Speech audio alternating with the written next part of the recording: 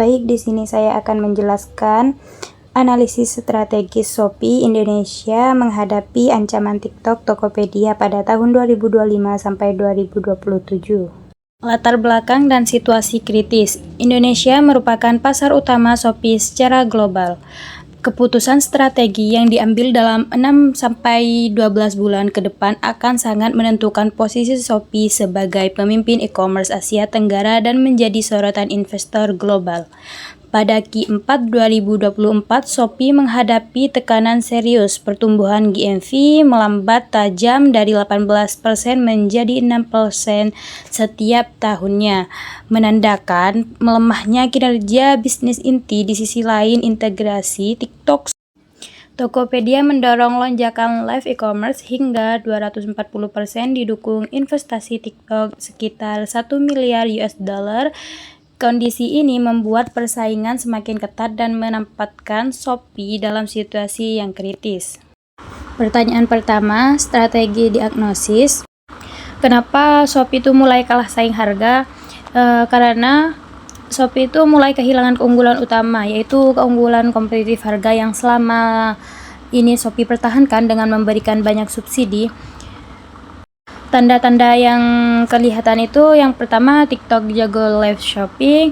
Angka penjualan dari live commerce di TikTok itu 70% lebih tinggi daripada yang ada di Shopee. Yang nomor 2 itu kalah saing di konten. Penggunaan dan creator betah berlama-lama, tinggi retention time di TikTok Live, dan jumlah creator aktif mereka itu lebih banyak. Oke, selanjutnya apa penyebab utamanya? Yang pertama itu teknologi canggih TikTok. TikTok datang membawa teknologi live shopping yang sudah menduniai, ditambah kecerdasan buatan AI recommendation yang lebih pintar dalam merekomendasi produk ke pengguna. Yang nomor 2 itu perbedaan fokus kultur. Platform Shopee lebih fokus ke permainan, gamification, dan acara-acara besar seperti 11-11, 12-12, sementara TikTok fokus utama pada content creator. Selanjutnya, bukti dan data yang mendukung. Yang pertama itu dana subsidi Shopee itu boros. Shopee menghabiskan lebih dari 40% dari total biaya operasional Shopee antara tahun 2020 sampai 2022 hanya untuk subsidi. Yang kedua itu TikTok siap bakar uang. TikTok sudah berjanji mengalokasikan dana hingga 1 miliar US dollar untuk promosi belanja live. Selanjutnya, apa dampak buruk jangka panjangnya? Yang pertama, kehilangan pelanggan utama. Shopee akan kehilangan segmen masyarakat umum dan pengguna yang sensitif terhadap harga, padahal mereka adalah basis pelanggan utama Shopee selama ini. Yang kedua, pergeseran dominasi pasar. Dominasi volume pasar kemungkinan besar akan berpindah tangan ke TikTok atau Tokopedia. Jadi intinya tuh platform Shopee selama ini mengandalkan subsidi dan diskon besar-besaran untuk menarik pelanggan, tetapi TikTok datang dengan teknologi live commerce dan fokus content creator yang jauh lebih unggul. Bahkan siap mengontrolkan dana besar juga jika diubah. Shopee berisiko kehilangan pelanggan utama dan dominasi pasar. Ini masih sama pertanyaan yang pertama, strategi diagnosis. Kalau yang tadi kan masalah kritis, hilangnya keunggulan kompetitif harga atau subsidi ya kan. Kalau sekarang ini masalah kritis keterbatasan dalam ekosistem live commerce. Oke, selanjutnya itu gejala yang terlihat. Yang pertama, tingkat konversi jauh kalah. Belanja di live TikTok itu memiliki tingkat keberhasilan penjualan. Konversinya di TikTok itu 70% lebih tinggi daripada di Shopee. Jadi TikTok itu jauh lebih efektif mengubah penonton menjadi membeli saat live streaming. Yang kedua itu kalah dalam keterlibatan penggunaan dan creator. Retention time, lama waktu penonton bertahan, dan jumlah creator aktif di platform Shopee itu lebih rendah dibandingkan TikTok Live. Jadi menunjukkan ekosistem live-nya itu kurang menarik bagi penonton maupun para pembuat konten atau penjual. Selanjutnya yaitu penyebab utamanya kenapa ini bisa terjadi. Yang pertama itu teknologi TikTok lebih canggih daripada Shopee, datang dengan teknologi live shopping global dan sistem rekomendasi yang dikenali oleh artificial intelligence AI yang jauh lebih pintar dan canggih, membuat pengalaman belanja live lebih menarik, fokus, dan salah perusahaan ini. Shopee punya budaya yang terlalu fokus pada gimmick seperti gamification 11-11, bukan pada kreator konten yang bisa menarik dan menghibur seperti yang dilakukan TikTok. Dampak jangka panjangnya yaitu kehilangan anak muda. Mereka bakal kehilangan generasi muda Gen Z dan milenial yang sekarang ini sangat dipengaruhi oleh social commerce, jual beli yang disatukan dengan media sosial hiburan. Ini masih dengan pertanyaan yang pertama. Tapi di sini saya akan menjelaskan risiko strategi logistik internal SLS. Selanjutnya itu gejala yang terlihat. Yang pertama, biaya logistik SLS naik 11% karena infrastruktur pengundangan baru. Artinya tuh perusahaan baru saja membangun atau menggunakan gudang-gudang baru, tetapi bukannya menjadi lebih efisien, biaya pengiriman dan penyimpanan barang malah melonjak tajam, yaitu naik besar 11%. Selanjutnya itu penyebab utama. Penyebab utamanya yaitu yang pertama, model logistik in-house. Shopee Express menciptakan akumulasi fixed cost dan biaya gudang yang tinggi. Jadi ketika perusahaan mengurus logistiknya sendiri, punya kurir, armada, dan gudang sendiri seperti yang dilakukan Shopee dengan Shopee Express, mereka harus menanggung banyak biaya tetap yang besar, sewa atau kepemilikan gudang, gaji karyawan tetap, depresiasi kendaraan, dan sebagainya. Biaya ini sangat besar dan sulit dikurangi. Yang kedua yaitu model kemitraan Tokopedia Asset Like, lebih fleksibel saat pasar melambat. Jadi model logistik yang mengandalkan pihak ketiga atau mitra aset like seperti Tokopedia yang bekerja sama dengan berbagai jasa pengiriman lebih baik dalam menghadapi perlambatan pasar. Ketika pesanan menurun, mereka tidak membebani oleh biaya tetap yang besar seperti perusahaan yang memiliki segalanya sendiri, yang seperti in-house. Oke, yang selanjutnya yaitu implikasi jangka panjang atau dampak di masa depan. Yang pertama itu menyulitkan pencapaian profitabilitas karena fixed cost operasional sulit dipangkas saat kerugian. Jadi sulit bagi perusahaan itu mulai menghasilkan keuntungan karena biaya tetap operasional mereka terlalu tinggi. Jika terjadi kerugian atau penurunan penjualan, biaya-biaya besar ini seperti biaya gudang, biaya gaji, dan tidak bisa dipotong dengan mudah, sehingga kerugian terus membengkak. Terus yang selanjutnya yaitu tekanan investasi untuk ekspansi logistik di Indonesia Timur. Yaitu perusahaan harus terus mengeluarkan banyak uang berinvestasi untuk mengembangkan jaringan logistik ke wilayah lain seperti Indonesia bagian timur karena model biaya mereka udah berat. Tuntunan investasi baru ini akan menambah beban finansial yang lebih besar. Jadi strategi logistik internal perusahaan saat ini mengalami masalah karena biaya gudang dan biaya tetap lainnya sangat tinggi. Meskipun biaya naik 11%, biaya ini sulit dipangkas. Hal ini membuat perusahaan sulit untung dan juga tertekan untuk terus berinvestasi besar-besaran untuk ekspansi wilayah. Oke, selanjutnya pertanyaan yang kedua yaitu marketing mix 4P redesign, produk dan price atau produk dan harga. Di sini saya akan menjelaskan produk dan harga terlebih dahulu. Bagaimana cara mengubah strategi produk dan harga agar bisa bersaing dengan ketatnya persaingan dari TikTok Shop dan Tokopedia. Yang pertama yaitu produk. Perubahan yang dikhususkan yaitu Shopee Premium Track, Shop in Shop. Resiko keputusannya yaitu berisiko merusak citra mass market yang selama ini dikenal murah dan menghibur. Jadi prediksi dampak ke konsumen mass market merasa lebih terjamin karena kualitas lebih terjamin, middle cost-nya itu menaik.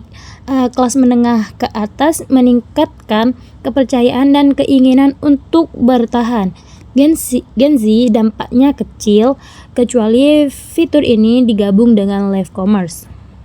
Masih sama dengan yang produk, yang perubahan khusus yang di bawahnya lagi itu fitur live commerce 360, investasi besar pada kreator lokal atau makro. Yang risiko keputusan yang produk yang di bawahnya itu biaya untuk merekrut, akuisisi kreator mahal, dan belum tentu bisa mengalahkan TikTok. Jadi prediksi dampak ke konsumen yaitu Gen Z meningkatkan interaksi, engagement, dan konversi pembelian karena mirip dengan live commerce TikTok. Middle class menambahkan pilihan baru bagi mereka. Jadi intinya tuh gini, mereka ingin membuat produk yang lebih premium, khususnya untuk brand tertentu, untuk menarik kelas atas. Tapi risikonya itu pembeli yang suka barang murah jadi bingung atau merasa ditinggalkan. Mereka juga ingin fokus banget ke live shopping dengan investasi besar ke influencer lokal biar bisa menyaingi TikTok. Jadi selanjutnya itu price atau harga.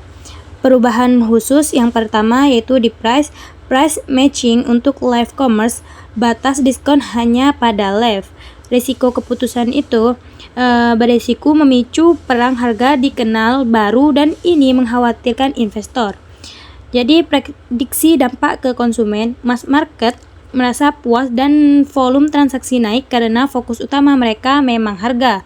Middle class netral karena mereka lebih fokus pada nilai atau kualitas value. Gen Z meningkatkan partisipasi dalam live shopping.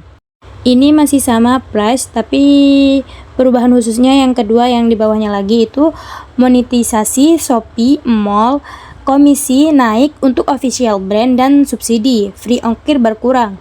Resiko keputusannya yaitu berisiko membuat merek-merek besar pindah ke Tokopedia. Prediksi dampak pada segmen konsumen utama yaitu mass market, volume belanja turun karena subsidi gratis ongkir berkurang. Middle class, kelas menengah ke atas, volume belanjanya itu naik. Mereka fokus pada kualitas dan bersedia membayar lebih mahal. Jadi kesimpulannya itu perusahaan ini mencoba dua hal utama, yaitu yang pertama meningkatkan kualitas produk dan layanan. Produk mencoba menaikkan kelas menengah ke atas middle class dengan fitur premium dan live commerce yang lebih serius meskipun berisiko menjauhkan pasar umum yang suka harga murah. Dan yang kedua itu mengatur ulang harga price, mencoba bersaing harga ketat di sesi live shopping untuk menarik pembeli muda seperti Gen Z dan pasar umum. Tetapi di sisi lain mereka mengurangi diskon umum, free ongkir, dan menaikkan biaya untuk merek besar yang bisa memindahkan pembeli mass market dan merek besar ke pesaing. Jadi strategi ini menunjukkan adanya tarik ulur antara mempertahankan citra murah atau untuk mass market dan mencoba menjadi lebih premium atau berkualitas untuk middle class. Oke, selanjutnya yaitu masih sama dengan pertanyaan yang kedua, yaitu marketing mix 4P redesign. Yang saya jelaskan kali ini yaitu place dan promotion. Yang place yaitu optimalisasi bukan ekspansi. SLS menerapkan model hybrid logistik dengan bermitra dengan kurir pihak ketiga untuk route non-strategis. Potensi dampak resiko penurunan sedikit pada kecepatan pengiriman rata-rata. Potensi dampak risiko segmentasinya yaitu menengah ke bawah, pengiriman mungkin sedikit lambat, menengah ke atas, pengiriman barang premium dari Shopee Mall tetap cepat, memanfaatkan SLS di lokasi strategis. Jadi, perusahaan berencana untuk fokus memaksimalkan yang sudah ada, optimalisasi daripada terus menambah gudang atau distribusi baru. Ekspansi untuk layanan pengiriman cepat mereka SLS Shopee Logistic Service atau semacamnya. Mereka akan menggunakan model pengiriman gabungan hybrid logistik, yang berarti mereka akan bekerja sama dengan jasa kurir lain untuk mengirim ke daerah yang kurang penting atau sulit dijangkau. Route non-strategis sementara route utama atau strategis tetap ditangani sendiri. Jadi dampak potensinya itu secara umum, kecepatan pengiriman rata-rata mungkin sedikit menurun, pembeli menengah ke bawah merasa pengiriman yang sedikit lebih lambat, pembeli menengah ke atas pengiriman barang premium misalnya dari Shopee Mall akan tetap cepat karena tetap menggunakan sistem pengiriman cepat di lokasi-lokasi utama. Jadi yang selanjutnya yaitu promosi. Aspeknya itu repositioning, komunikasi dari murah dan fun menjadi smart shopping dan best. Spice value, kampanye edukasi keunggulan ekosistem SpayLater Shopee Mall. Jadi potensi dampak atau resikonya yaitu kehilangan identitas brand murah dan playful yang sudah terbangun. Jadi potensi dampak atau resiko segmentasinya yaitu menengah ke bawah merasa kurang dihargai tanpa subsidi, masih menengah ke atas peningkatan perspektif kualitas dan terus kepercayaan. Jadi perusahaan ingin mengubah citra dan pesan promosi mereka ke repositioning yang semula dikenal sebagai tempat yang murah dan seru atau asik akan diubah menjadi tempat belanja cerdas dan nilai harga terbaik. Mereka juga akan gencar mengedukasi masyarakat tentang kelebihan ekosistem mereka seperti fitur bayar tunda SpayLater dan produk berkualitas tinggi Shopee Mall.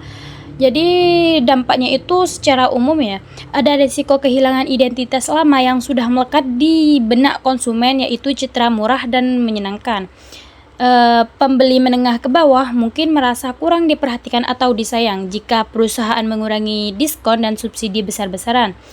Pembeli menengah ke atas citra yang baru ini, smart shopping, dapat meningkatkan pandangan mereka terhadap kualitas dan rasa percaya pada Shopee tersebut. Jadi perusahaan ini berencana untuk lebih efisien dalam pengiriman dengan menggabungkan kurir sendiri dan kurir pihak ketiga. Meskipun beresiko lebih lama di sisi pemasaran, mereka ingin mengubah citra dari sekadar murah menjadi pintar dan bernilai untuk menarik pembeli yang lebih berorientasi kualitas. Meskipun berisiko membuat pembeli setia yang suka diskon merasa kurang terlayani. Selanjutnya pertanyaan yang ketiga, skenario planning 2025 sampai 2027. Di sini ada dua skenario, yaitu skenario A dan B, dan saya akan menjelaskan skenario A terlebih dahulu, yaitu Shopee memilih profitabilitas. Strategi yang diambil Shopee yaitu Shopee akan melakukan beberapa hal untuk menjadi lebih untung. Yang pertama yaitu strategi value based dan meningkatkan monetisasi, artinya yaitu Shopee akan fokus pada nilai yang diberikan kepada pengguna dan cara menghasilkan uang dari setiap transaksi monetisasi. Yang kedua, mengurangi subsidi ongkir. Mereka akan mengurangi diskon ongkos kirim yang didanai sendiri. Yang ketiga, fokus ke voucher atau koin didanai merchant. Subsidi akan diganti dengan voucher koin yang didanai oleh penjual atau toko. Jadi ini tuh bisa mengurangi beban biaya Shopee. Yang ketiga, meningkatkan take rate dan biaya layanan. Take rate adalah persentase pendapatan yang diambil Shopee dari setiap pesanan. Mereka akan menaikkan persentase ini dan juga biaya layanan untuk toko di Shopee Mall. Yang kelima, menghentikan ekspansi logistik SLS. Shopee akan berhenti memperluas layanan logistik Shopee Logistics Service SLS ke luar negeri atau daerah baru. Yang terakhir, fokus investasi ke AI atau fintech SpayLater. Mereka akan mengalihkan dana investasi ke kecerdasan buatan AI untuk operasional yang lebih efisien dan layanan keuangan seperti pinjaman atau bayar nanti, contoh SpayLater. Konsekuensi finansial atau dampak keuangan ini mempunyai dua sisi, dari posisi positif dan negatif. Yang posisi positif itu yang pertama, mengurangi burn rate. Share Group mengeluarkan bakar uang atau rugi. Share Group induk Shopee akan berkurang. Yang kedua, menuju break-even point profitabilitas, Shopee berpotensi mencapai titik impas, tidak rugi, tidak untung besar, dan mulai untung. Yang negatif, yang pertama itu penurunan volume transaksi GMV, jumlah total nilai barang yang terjual gross merchandise value GMV diprediksikan turun signifikan. Alasannya itu ini terjadi karena sensitivitas harga pasar di Indonesia. Orang Indonesia cenderung sangat sensitif terhadap harga dan diskon. Selanjutnya yaitu respon kompetitor atau pesaing. Bagaimana pesaing bereaksi terhadap strategi Shopee ini? TikTok dan Tokopedia mereka diprediksi akan mengambil alih pasar menengah ke bawah mass market dengan diskon dan subsidi yang agresif merebut dominasi value transaksi. Tokopedia akan memperkuat posisinya di pasar menengah ke atas, premium atau urban middle class dengan mengedepankan narasi kepercayaan terus daripada diskon. Yang selanjutnya, dampak terhadap brand. Keputusan ini akan mengubah citra Shopee, yaitu yang pertama, perubahan citra brand Shopee akan beralih dari yang dikenal sebagai King of Discount menjadi Smart Value Marketplace. Artinya citranya berubah dari paling murah menjadi paling bernilai atau cerdas. Yang kedua, meningkatkan brand trust. Kepercayaan terhadap merek Shopee mungkin karena layanan yang lebih fokus dan stabil akan meningkat. Yang ketiga, brand recall noise menurun. Ingatan atau kebisingan tentang merek Shopee misalnya dari iklan besar-besaran, gimmick atau diskon heboh akan berkurang. Masih tetap dengan pertanyaan yang ketiga, tetapi ini yang skenario B. Skenario B yaitu Shopee kembali melakukan subsidi besar-besaran. Skenario ini membayangkan bahwa Shopee memutuskan untuk mengulangi strategi lama mereka, yaitu menggelontorkan dana besar-besaran untuk subsidi agar kembali menguasai pasar. Strategi yang akan dilakukan Shopee yaitu yang pertama, fokus pada volume dan harga murah. Strategi utama adalah mendominasi pasar lewat banyaknya transaksi, volume, dan menetapkan harga yang sangat agresif pricing. Yang kedua, mengembalikan subsidi populer, menghidupkan lagi gratis ongkos kirim atau ongkir tanpa minimum pembelian dan memberikan cashback yang sangat besar. Yang ketiga, investasi raksasa untuk lawan TikTok, menyuntikkan miliaran dolar Amerika Serikat untuk mengembangkan fitur Shopee Live dan langsung bersaing ketat dengan TikTok. Nomor 4, mempercepat logistik, memperluas jaringan logistik mereka, Shopee Logistics Service atau SLS, sambil tetap memastikan kecepatan pengiriman adalah yang terbaik. Respon dari pesaing TikTok dan Tokopedia. Bagaimana pesaing utama TikTok dan Tokopedia akan bereaksi terhadap serangan harga ini?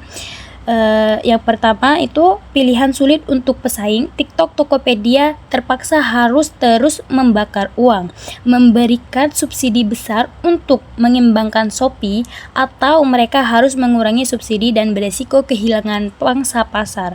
Jadi yang kedua itu keunggulan TikTok dan Tokopedia. Kabar baiknya lagi mereka itu saat ini memiliki dana segar 1,5 miliar US dollar dari TikTok untuk modal bertaruh yang memungkinkan perang harga ini berlangsung lama.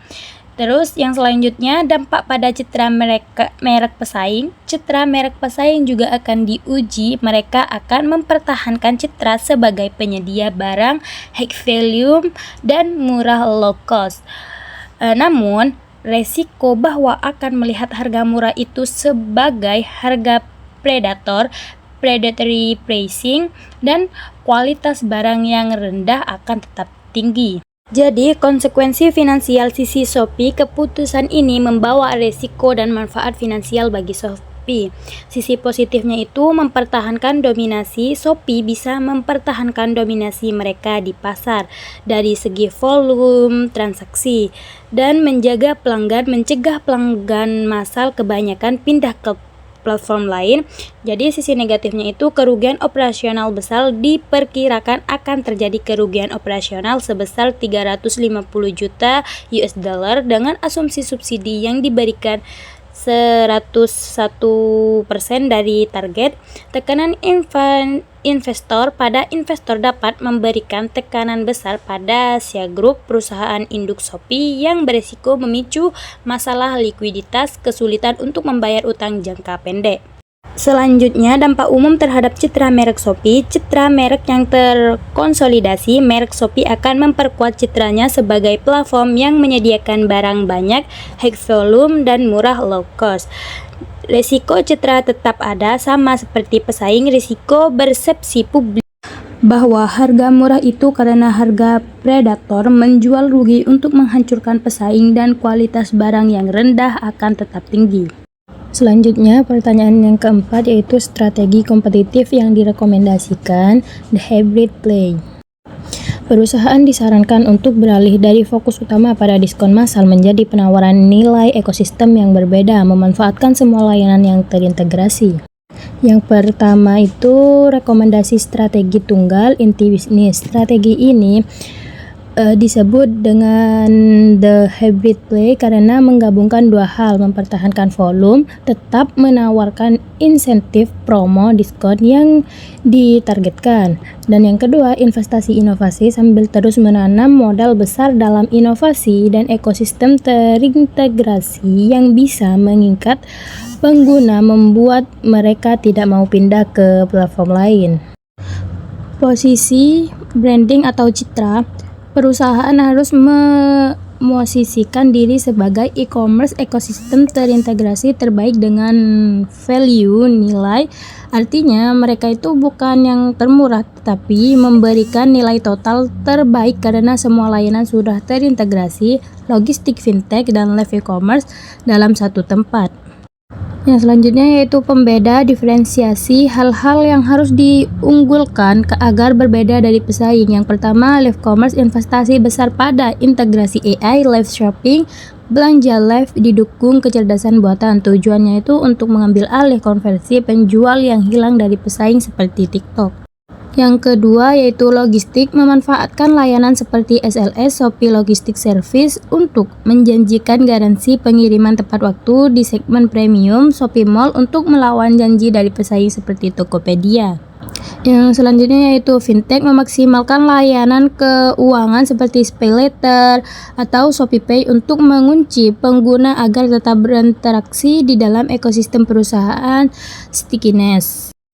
Selanjutnya yaitu strategi operasional atau cara melaksanakan langkah-langkah praktis untuk menghasilkan uang monetisasi. Yang pertama yaitu monetisasi bertahap, mulai menaikkan take rate, persentase komisi yang diambil dari penjualan. Cara bertahap terutama di segmen pasar massal, barang cepat laku, fashion cepat, kebutuhan harian. Yang kedua, akuisisi premium, menawarkan biaya 0 atau zero free untuk mereka baru bergabung di Shopee Mall dan memberikan garansi kualitas atau pengiriman, dan tujuannya itu untuk menarik pembeli yang nilai belanjanya tinggi, high value. Dan terus yang selanjutnya itu kelayakan finansial atau sisi keuangan. Dampak positif strategi ini terhadap keuangan perusahaan. Yang pertama itu strategi ini memungkinkan perusahaan menghasilkan uang monetisasi secara bertahap dari segmen pasar yang besar. Yang kedua, pada saat yang sama perusahaan bisa diskon menjadi investasi teknologi AI atau live commerce. Yang ketiga itu hal ini akan mengurangi laju pembakaran uang burn rate dari subsidi umum dari menggantinya dengan biaya promosi yang fokus pada konversi, hanya mengeluarkan uang untuk iklan terbukti menghasilkan penjualan. Jadi intinya tuh perusahaan harus berhenti bakar uang untuk diskon massal, melainkan berinvestasi logistik, fintech, AI Live, dan melalui menaikkan komisi sedikit demi sedikit sambil tetap memberikan insentif dan ditargetkan. Oke, selanjutnya yaitu rencana implementasi 2025 sampai 2027. Yang pertama, live commerce mastery, penguasaan penjualan langsung. Yang pertama, waktu pelaksanaan kuartal Q1 hingga kuartal Q3. Jadi, strategi ini bertujuan untuk mendominasi pasar live shopping, belanja sambil streaming langsung seperti yang populer di platform lainnya seperti TikTok dan Tokopedia. Mereka itu akan menginvestasikan 100 juta US dollar untuk merekrut banyak pembuat konten kreator dan memasang kecerdasan buatan AI yang canggih untuk merekomendasikan produk saat Shopee Live. Tujuannya itu meningkatkan angka konversi jumlah penonton yang akhirnya membeli agar mendekati kesuksesan platform kompetitor misalnya di TikTok. Yang kedua yaitu premium push dan logistik guarantee, dorongan premium dan jaminan logistik. Yang pertama, waktu pelaksanaan kuartal ketiga tahun 2025 hingga kuartal kedua tahun 2026. Jadi, strategi ini berfokus pada meningkatkan kualitas layanan untuk membeli barang premium. Mereka akan mengganti citra rebranding Shopee Mall dengan menambahkan jaminan uang kembali money back guarantee dan jaminan pengiriman tercepat fastest delivery guarantee menggunakan sistem logistik sendiri SLS. Tujuannya itu membuat pembeli semakin yakin belanja di Shopee Mall. Mereka menargetkan 30% dari total transaksi berasal dari segmen premium Shopee Mall. Yang ketiga yaitu fintech login, penguncian ekosistem finansial. Yang pertama, waktu pelaksanaannya itu Q1 tahun 2026 hingga kuartal Q4 tahun 2027. Strategi ini bertujuan untuk membuat pengguna hanya berbelanja di dalam ekosistem Shopee dengan memanfaatkan layanan finansial mereka. Mereka itu akan menghilangkan subsidi biaya kirim, biaya ongkir besar-besaran, dan menggantikan dengan sistem point reward dari produk-produk fintech mereka seperti SpayLater dan ShopeePay. Pentingnya itu poin dan insentif ini hanya dapat digunakan untuk berbelanja di dalam Shopee. Tujuannya itu membuat pengguna sangat tergantung pada fitur pembayaran Shopee. Mereka menargetkan 50% dari total transaksi penggunaan layanan fintech Shopee. Jadi, secara keseluruhan itu, rencana ini menunjukkan fokus Shopee untuk mengejar dominasi di pasar live commerce, meningkatkan pengalaman belanja premium, mengunci pengguna ke dalam ekosistem pembayaran mereka sendiri. Jadi, kesimpulannya yaitu yang pertama, berhenti jor-joran diskon karena pesaing sekarang sama kuatnya, mulai fokus beralih keuntungan secara bertahap. Di saat yang sama, perkuat layanan pendukung seperti live shopping, pengiriman, dan layanan keuangan agar pelanggan tetap setia. Sekian penjelasan dari saya. Terima kasih telah mendengarkan sampai selesai. Kurang lebihnya mohon maaf. Wassalamualaikum warahmatullahi wabarakatuh.